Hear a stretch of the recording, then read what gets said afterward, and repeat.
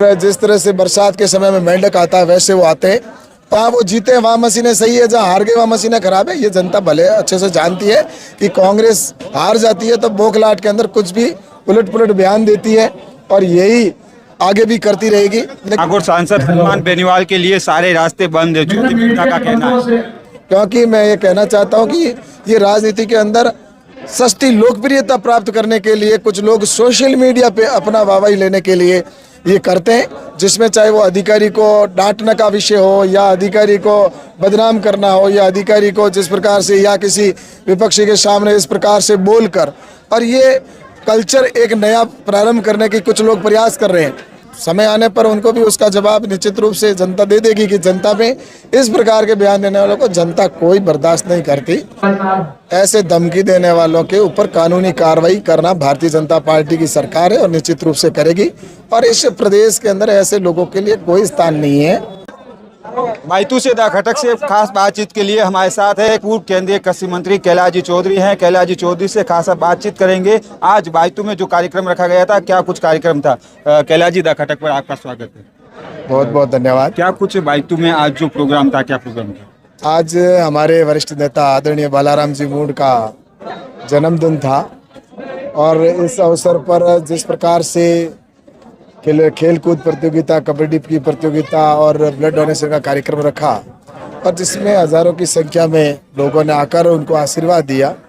और निश्चित रूप से उनकी ये तपस्या है और भारतीय जनता पार्टी के कार्यकर्ता के नाता जिस तरह से उन्होंने इस क्षेत्र की सेवा की है तो उनके प्रति ये लोगों का प्यार है, उत्साह है और उसी की वजह से इतनी बड़ी संख्या के अंदर उनको लोग आशीर्वाद देने के लिए आए। कैलाश जी, काफी लोग यूं भी कह रहे हैं कि अभी आगे आने वाला चुनाव है, चुनाव को लेकर ये शक्ति प्रदर्शन है।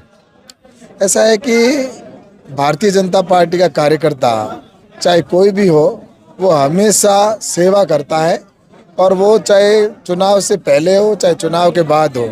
अगर आप जो बात कह रहे हैं कि ये आने वाले कल के लिए जिस तरह से कि ये शक्ति प्रदर्शन है, ऐसा शक्ति का प्रदर्शन होता है वो चुनाव के एन वक्त पे किया जाता है। ये विपक्ष के लोग जो होते हैं वो चुनाव के एट ए टाइम जनता के बीच में आएंगे और जिस तरह से बरसात के समय में मेंढक आता है वैसे वो आते हैं और फिर वो वापस चले जाते हैं। लेकिन भारतीय जनता पार्टी का कार्यकर्ता होता है वो हमेशा सेवा करता है, सेवा में विश्वास रखता है और उसी का परिणाम है कि अभी तो चुनाव को 10 महीने हुए खत्म हुए, लेकिन उसके बावजूद भी लगातार हमारे भारतीय जनता पार्टी कार्यकर्ता और बालाराम जी सेवा में लगे हुए हैं। यही भारतीय जनता पार्टी और दूसरी पार्टियों में अंतर है कि भारतीय जनता पार्टी हमेशा सेवा करती है और सेवा की फलस्वरूप ही जनता उनको आशीर्वाद देती है और उसी की वजह से राजस्थान में भी सरकार है और केंद्र में भी सरकार भारतीय जनता पार्टी की है। और अभी आपने देखा होगा हरियाणा के अंदर और महाराष्ट्र के अंदर जिस प्रकार से चुनाव के अंदर जीत हासिल हुई है, स्पष्ट दर्शाता है कि देश की जनता का मिजाज है वो नरेंद्र मोदी जी के साथ। भी कांग्रेस निशाना लगा रही है कि मशीनों में है जो फर्जीवाड़ा हुआ है।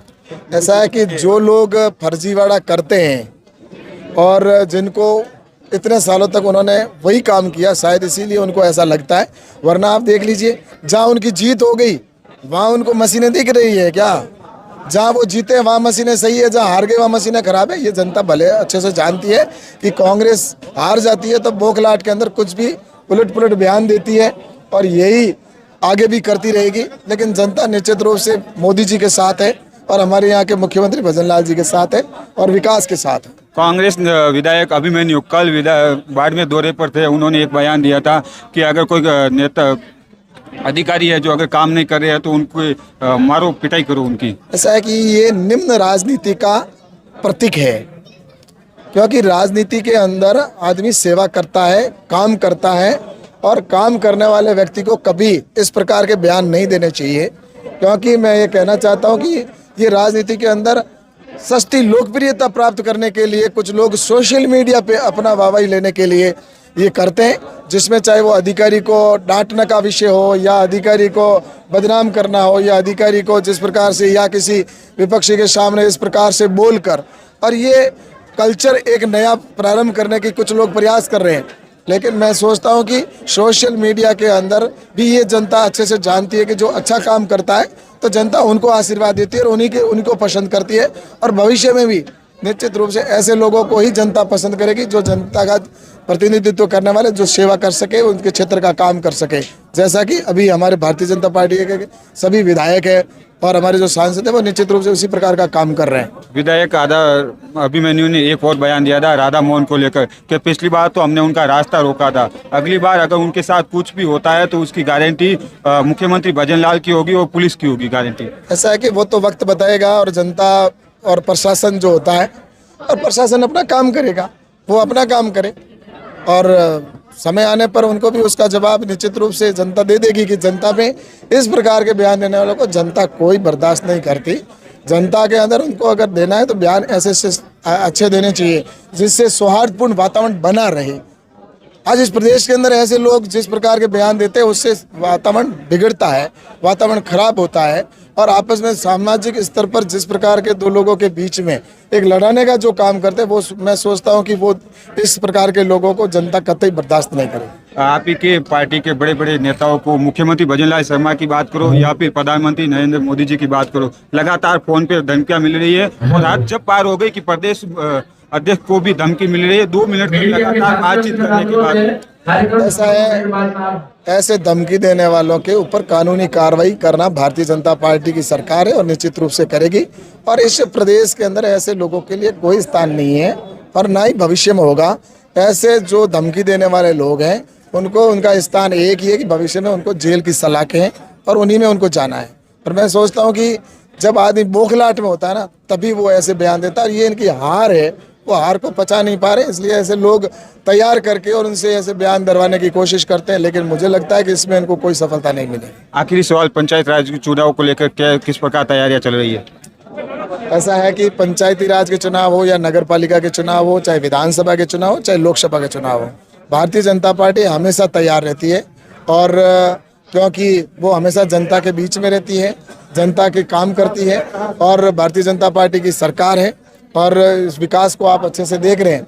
इसलिए मुझे लगता है कि आने वाले पंचायती राज के चुनाव और नगर पालिका के जब भी चुनाव होंगे तो निश्चित रूप से यहाँ पर भारतीय जनता पार्टी के हमारे प्रतिनिधि जीत के जाएंगे और पंचायती राज और नगर पालिका नगर निगम के अंदर और वो आगे आने वाले कल में सेवा करेंगे और निश्चित रूप से भारतीय जनता पार्टी हमेशा चुनावी मोड में रहती है और चुनाव के लिए हमेशा तैयार रहती है। राजस्थान राइज कार्यक्रम को लेकर लगातार चल रही है। मुख्यमंत्री भजन लाल ने भी कल जयपुर में क्या कुछ तैयारियां हैं? ऐसा है कि सुनहरे भारत की कल्पना हमारे मुख्यमंत्री जी ने अपने दिल में सजोई है कि सुनहरा राजस्थान हो, विकसित राजस्थान हो। भारत के प्रधानमंत्री नरेंद्र मोदी जी का जो 2047 का सपना है कि विकसित भारत बने, तो जब तक प्रदेश विकसित नहीं होगा तब तक देश विकसित नहीं हो सकता। और मुझे लगता है कि प्रधानमंत्री नरेंद्र मोदी जी के सपने को और देश की जनता के और प्रदेश की जनता के जो अपेक्षा हैं, आकांक्षा हैं, उनके ऊपर हमारे मुख्यमंत्री जी ऐसे राइजिंग राजस्थान जैसे कार्यक्रम करके और कर रहे हैं। तो मुझे लगता है कि ये ऐसा पहले किया जाता तो राजस्थान को पिछड़े प्रदेशों की गिनती में नहीं मानते, लेकिन आने वाले कल में निश्चित रूप से हमारा राजस्थान विकसित राजस्थान बनेगा। चुनाव में बहुत अच्छा प्रदर्शन, 7 में से 6 सीटें आई, ऐसा क्या जादू किया?